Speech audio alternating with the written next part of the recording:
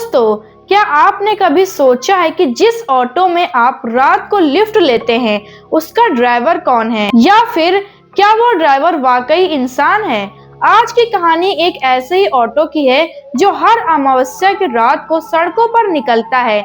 इसमें बैठने वाली सवारी कभी अपने घर नहीं पहुंचती।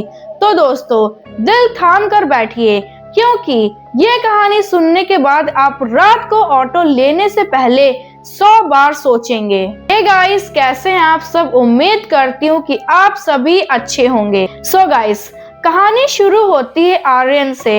आर्यन एक कॉर्पोरेट एम्प्लॉय था, बिल्कुल आपकी और मेरी तरह। नोएडा की एक मल्टीनेशनल कंपनी में नाइट शिफ्ट करके वो घर के लिए निकला। It was 2:30 AM। आर्यन कहता है, यार आज फिर लेट हो गया, मेट्रो भी बंद हो चुकी है और कोई कैब नहीं मिल रही। फिर आर्यन रास्ते पर खड़ा वेट कर रहा था। सन्नाटा इतना गहरा था कि उसे अपनी ही हार्ट बीट सुनाई दे रही थी। तभी दूर से एक पीली रोशनी दिखी। एक ऑटो रिक्शा धीरे धीरे उसकी तरफ आ रहा था। ऑटो आर्यन के पास आकर रुका। ड्राइवर का चेहरा एक पुराना मफलर से ढका हुआ था। सिर्फ उसकी आंखें दिख रही थी, जो बिल्कुल लाइफलेस थी। आर्यन उस ऑटो ड्राइवर से पूछता है, भैया सेक्टर 62 चलोगे? ड्राइवर धीमी आवाज में बोला, बैठ जाओ, जहाँ जाना है वहीं ले चलूंगा। आर्यन ऑटो में बैठ गया, पर जैसे ही वो अंदर बैठा उसे एक अजीब सी सड़न, मतलब गंदी सी स्मेल आई, जैसे कोई पुरानी चीज सड़ रही हो। उसने सोचा शायद ऑटो पुराना है, इसलिए इग्नोर कर दिया। रास्ते में ऑटो ने अचानक एक सुनसान शॉर्टकट लिया। आर्यन को थोड़ा डर लगने लगा।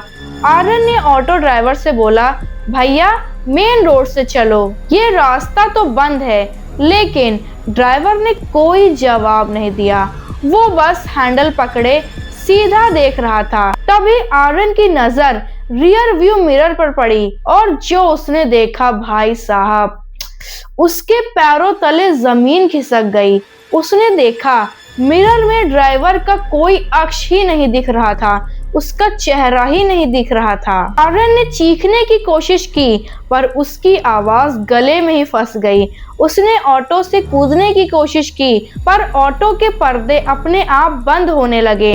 आर्यन बोला ऑटो ड्राइवर से, कौन हो तुम? मुझे उतारो यहाँ। ड्राइवर हंसने लगा और कहता है कि सब यही कहते हैं आर्यन, पर इस ऑटो की सीट पे जो एक बार बैठ गया वो हमेशा के लिए इसका हिस्सा बन गया। फिर ऑटो की स्पीड अचानक 100 के पार पहुंच गई।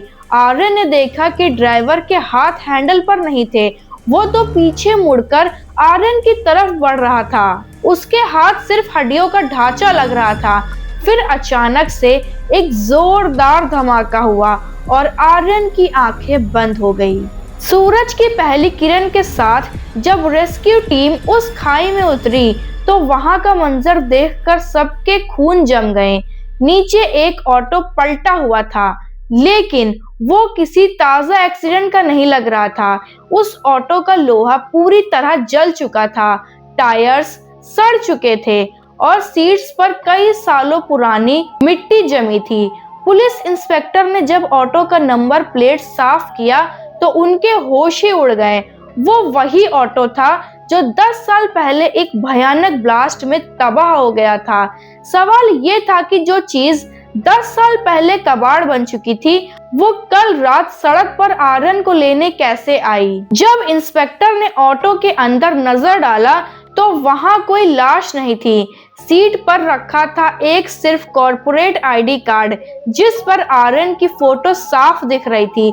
जैसे ही इंस्पेक्टर ने उस कार्ड को उठाया, उन्हें महसूस हुआ कि कार्ड अभी भी गर्म है, जैसे वो किसी के जिस्म की गर्माहट से अभी अभी अलग हुआ हो। तभी फॉरेंसिक टीम को मिट्टी में कुछ फिंगरप्रिंट्स मिले।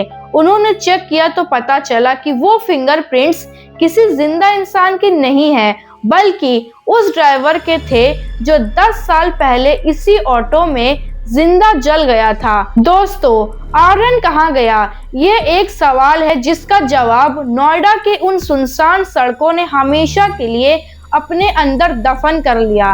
मगर याद रखिए, हर साल इसी तारीख को वही पुराना ऑटो नोएडा के सेक्टर 62 के पास फिर से दिखता है। तो दोस्तों आज के लिए बस इतना ही। अगर आपको ये कहानी पसंद आई हो तो वीडियो को लाइक करें और अपनी हॉरर स्टोरीज कमेंट्स में शेयर करें। मिलते हैं ऐसी और अमेजिंग हॉरर स्टोरीज के साथ। तब तक के लिए बाय बाय, टेक केयर।